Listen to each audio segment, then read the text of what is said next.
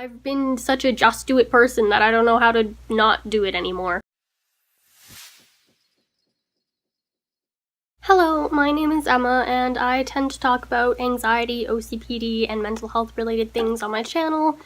Today I will be talking about kind of my feelings lately. I know I've been doing a lot of these like mental health update videos, and I'm sorry that maybe my content has been a little bit subpar. I just haven't felt in the mood to film anything else.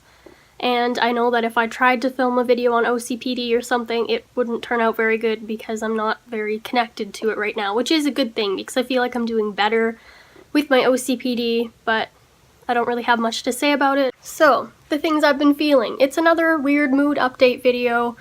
I don't know whether or not you saw my last one. I will link it below and at the end of this video. I don't really even know what it's been. I guess it's just like kind of a weird time that you have sometimes where you're like not feeling great for no particular reason. Things in my life are just as good as they were like a month ago. Nothing's really changed, I feel like. I'm not really sure I've done anything else particularly new or scary or whatever, but I've been having like this weird feeling lately, like a physical but mental feeling. Well, I'll explain, hold on. So, like, it's not depression because I don't feel like sad. Like, my mood is good overall, like I feel good or okay most of the time, and I'm not really anxious either. I talked about in my last update video that like it was a weird kind of anxiety. I think I mentioned that if I had any anxiety at all, it was aftermath anxiety, like after the thing had already happened, which is really weird and like it doesn't really make sense because anxiety is about future events, except not according to me lately. I was trying to explain it the other day and I feel like I came up with a good example, like metaphor sort of thing, but I don't know if it's gonna make any sense, so we'll see. Like, my general overall mood is good. I'm happy. It's like the first layer of mood. And then the deep layer of mood is like, now that I think about it more, I feel like it's stress. Like, it kind of feels like bottled up stress or like a sad that won't go away. That sounds terribly depressing, and I promise like I don't mean it like that.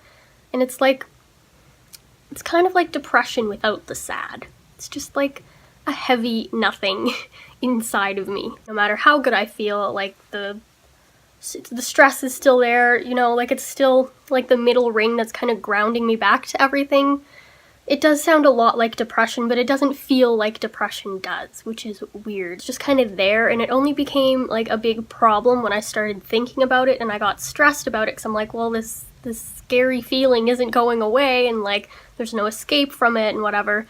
Plus, you know, PMS is always a good time. I'm always overly emotional and it's ridiculously hard to feel okay. The more I think about it, the more I realize that I haven't really been able to calm down in a long time.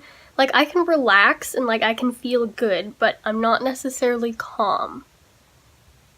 Like, even right now, like I feel the stress like in my throat and in my like in my gut, my stomach. I don't really know. It's like under my rib cage, but in the middle part. I don't know how to explain it. It's like really weird. And it's not a physical feeling either. It's not like a physical heavy feeling, but like maybe like a stress point. Like, you know how you have like tensions where you're just like tensing things up all the time? I don't know how that could happen internally. When I was trying to do my meditation thing to like reduce my obsessions or whatever, obsessive thinking for OCPD, but like I wasn't able to really feel like I was meditating. Like, even if I was sitting on the floor for 10 minutes or whatever, and it was nice to just sit there sometimes once I got into it, I still wasn't fully into it. Like, when I did therapy for my anxiety before, when I was in like middle school, so like 14 or 13 or something, when I'd started it, I started out doing the visualization techniques and the breathing, and I remember being able to calm down almost immediately, and my therapist told me that like, wow,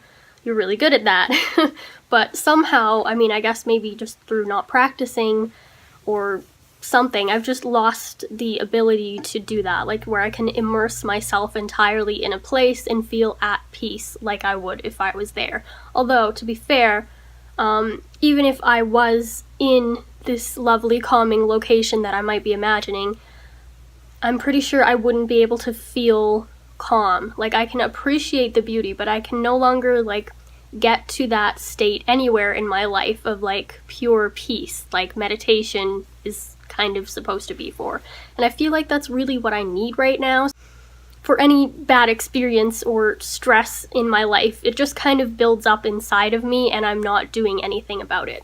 Which is kind of crazy for me to admit because I have never felt like I'm one of those people who bottles things up. I'd be more likely to if it was about like school or like homework, especially like I've just been really stressed out lately, if that was the case, like with a lot of assignments I had to do or pressures on me, but I've had a good balance. Like I have things to do and things I can do, not that I'm doing many of them.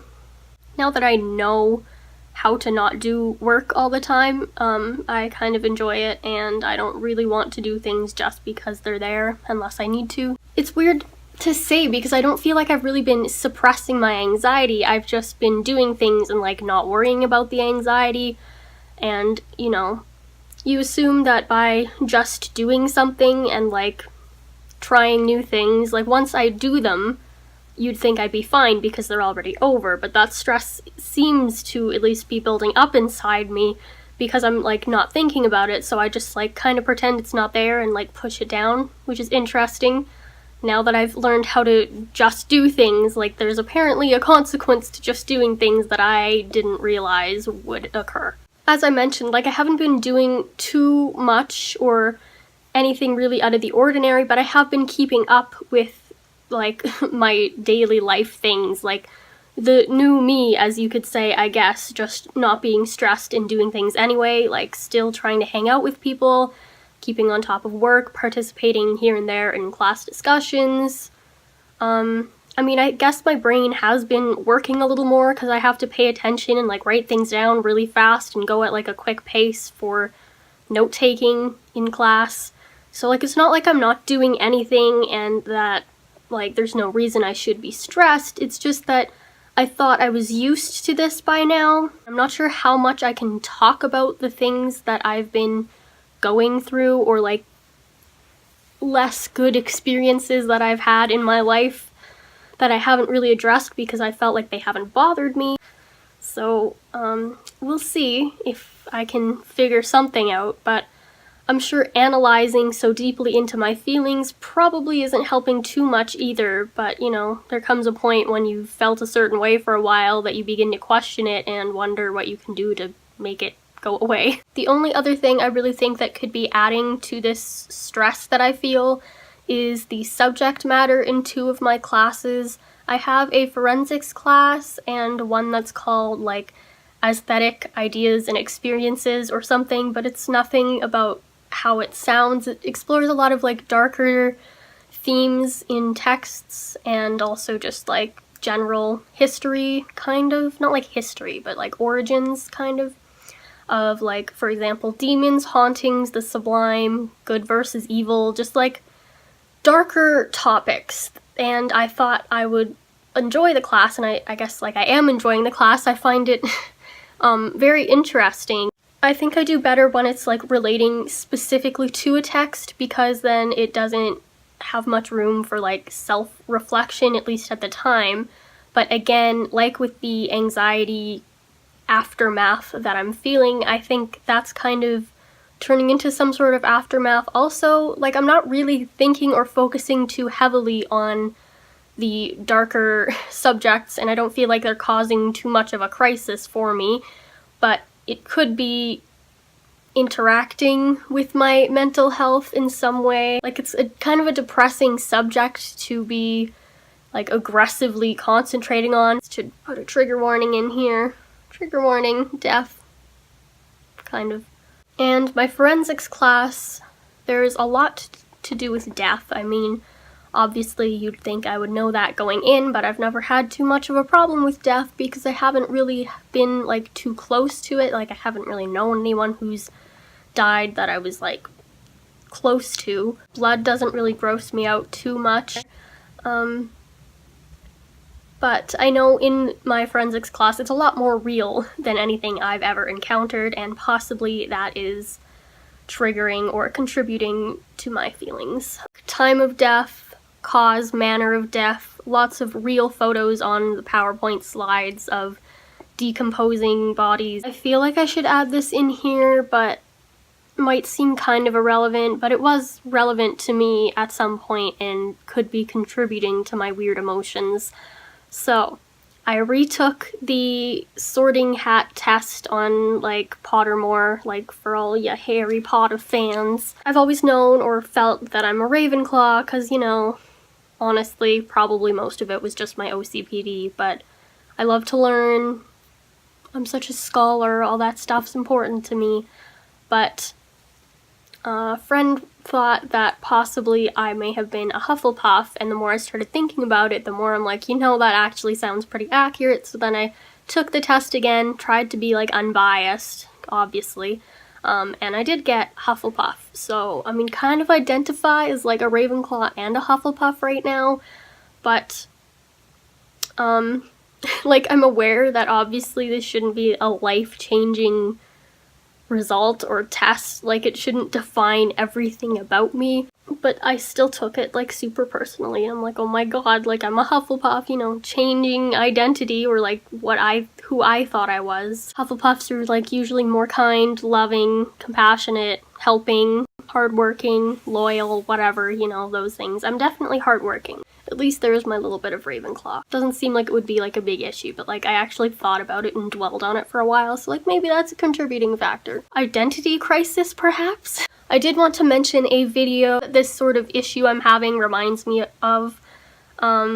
It's called Everything's Awful and I'm Not Okay by How to ADHD, again linked below. So they're just some pretty like basic coping mechanisms if you're not having a good time. I think maybe I can find a happy medium and I can still do the things that I enjoy and reduce my stress somehow. I would love to try other forms of meditation or just like keep trying to meditate because I really feel like that's what I need.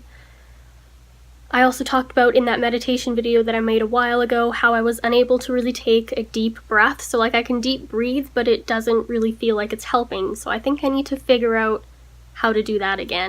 Also, everywhere in my house is kind of a disaster, and I aggressively need to clean it up because that is definitely adding to my stress.